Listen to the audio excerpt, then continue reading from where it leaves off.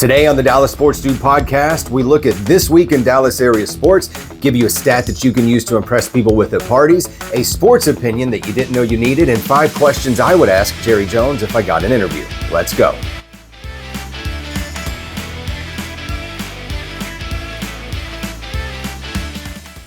And now for This Week in Dallas Area Sports.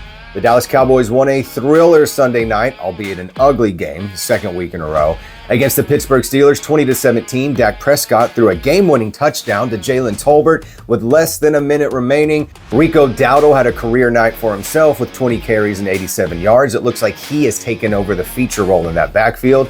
The 3-2 Cowboys will host the Detroit Lions, who are 3-1 coming off a bye, next week at home, and then the Cowboys have their own bye in Week 7. The Mavericks had their fan jam this past Sunday and their first preseason game Monday night.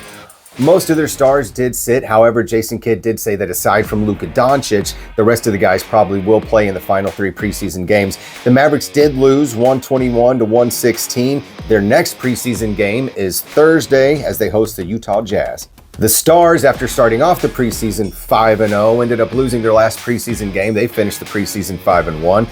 They will start their regular season Thursday, October 10th at 7 p.m. The Rangers obviously aren't playing right now, unfortunately. So we don't really have anything to talk about with them. So that brings our total record for all of the Dallas area sports teams to 1-2 on the week. But the 2 losses were preseason losses, so we're not going to count them. 1-0, baby, we're up. And now for a stat that you can use to impress people with at parties. If an NFL team fails to generate a first down on their first offensive possession, they will go on to lose that game approximately 60% of the time. Now, that doesn't mean go and start putting bets on things after the first drive of games. This is only 60% of the time, and it is an approximate value because some of those stats are not able to be gathered from a few decades before. Those things are just not kept. But in general, if a team fails to generate a first down on their first offensive possession in the NFL, they will go on to lose that game approximately 60% of the time. And now for today's sports opinion you didn't know you needed. If you paid attention at all to the NBA over this last offseason, you would know that the Lakers drafted LeBron James' son, Bronny James.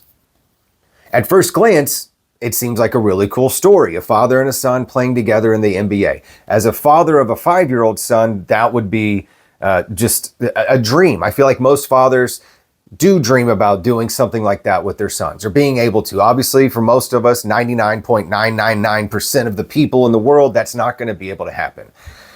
If you look at the Seattle Mariners when they had Ken Griffey Sr. and then Ken Griffey Jr., that's a much different scenario. Ken Griffey Jr. was a phenom. Bronny James is not. And to me, this feels really similar to a lot of LeBron's career, which is forced. He wants to win championships, so he forces super teams together. He doesn't like what happens in Miami. He forces his way out, goes to Cleveland. He doesn't like it there. He goes to LA, forces those teams and their GMs to build everything around him, get rid of young talent, get certified vets and all-stars in around him so that he can win right now. And this just feels like an extension of that.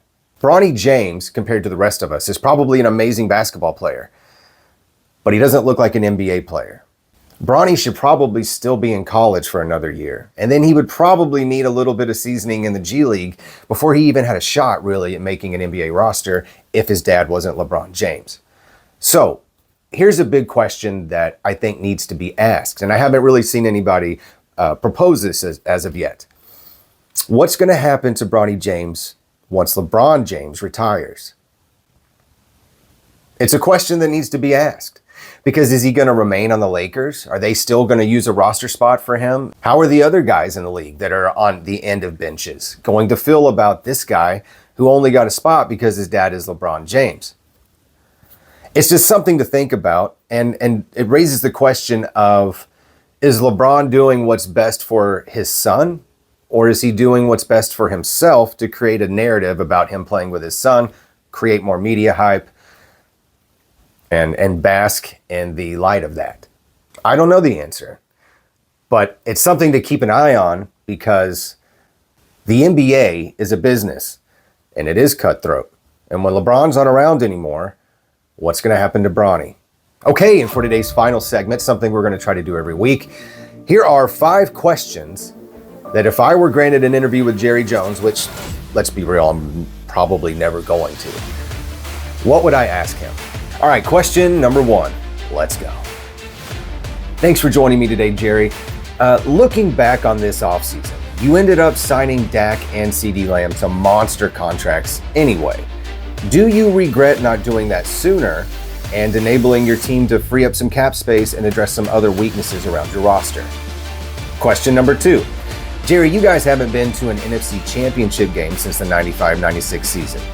If you were to critique yourself, much in the way that your coaches and players do when watching film, over the last 29 years and maybe looked at some things that you could have done differently, what would those things be and why? Question number 3. Jerry, do you ever think back to the 2016 season and regret not going back to Tony Romo once he was healthy and staying with Dak Prescott? Question number 4. So Jerry, what would you say as the owner and general manager of the Dallas Cowboys is the hardest part of your job day to day that no one knows about? And finally, question number 5. All right, Jerry, Father Time, it inevitably comes for all of us, and it's an awkward question, but what is the plan for when the day comes that you're no longer able to handle your duties as team owner and the general manager of the Dallas Cowboys? What does that plan look like? That's going to do it for today's episode. Thank you for joining us on the Dallas Sports Dude podcast. Make sure to watch out for tomorrow's episode on the Dallas Cowboys film study on their game versus the Steelers. We'll see you next time.